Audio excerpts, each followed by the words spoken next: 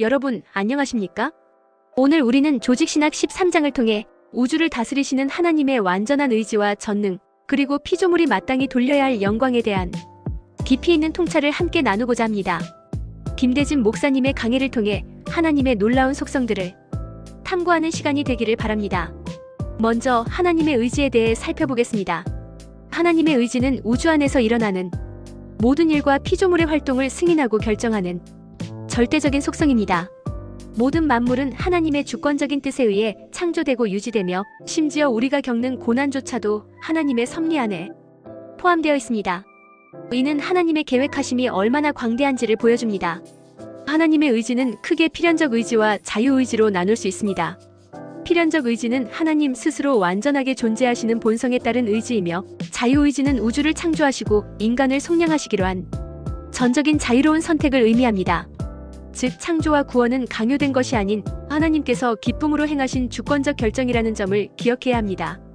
다음은 감추어진 의지와 계시된 의지입니다. 감추어진 의지는 미래의 사건이나 고난의 이유처럼 우리가 온전히 알 수 없는 하나님의 절대적인 주권의 영역입니다. 반면 계시된 의지는 성경을 통해 명확히 주어지며 우리가 마땅히 순종해야 할 도덕적 명령들을 포함합니다. 우리는 감추어진 일은 신뢰로 하나님께 맡기고, 계시된 말씀에는 겸손히 순종하는 것이 올바른 태도입니다. 하나님의 전능과 자유는 그분의 절대적인 능력을 나타냅니다. 하나님은 뜻하신 바를 아무런 제약 없이 자유롭게 행하실 수 있으며, 피조물 중 그 어떤 것도 하나님의 뜻을 막거나 통제할 수 없습니다. 인간의 이해를 뛰어넘는 주권적 자유의지로 만물을 다스리시는 하나님을 우리는 인정해야 합니다.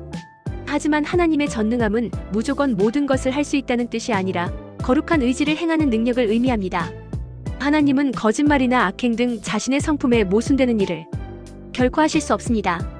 그분의 무한한 능력은 하나님의 완전하고 선한 다른 속성들에 의해 한정되며, 이는 하나님이 완벽하시다는 증거입니다. 하나님의 완전과 복되심은 그분의 영원한 속성입니다. 완전은 모든 탁월한 속성을 소유하시며 조금의 결핍도 없는 상태를 말하고, 복되심은 하나님 자신과 그분의 성품이 반영된 만물로 인해 충만하게 기뻐하시는 상태를 의미합니다.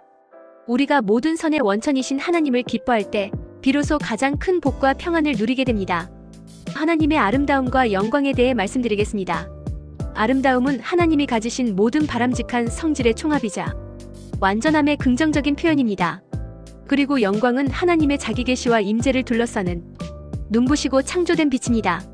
천국에서 누리는 가장 큰 기쁨은 바로 하나님의 아름다움과 영광을 온전히 마주하는 것일 것입니다.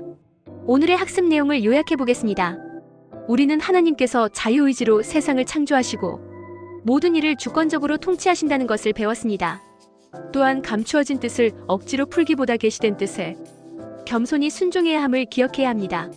하나님의 전능함은 그분의 완전하고 거룩한 성품 안에서 발휘되며, 하나님은 결핍 없는 완전함과 충만한 기쁨인 복되심을 소유하신 분입니다.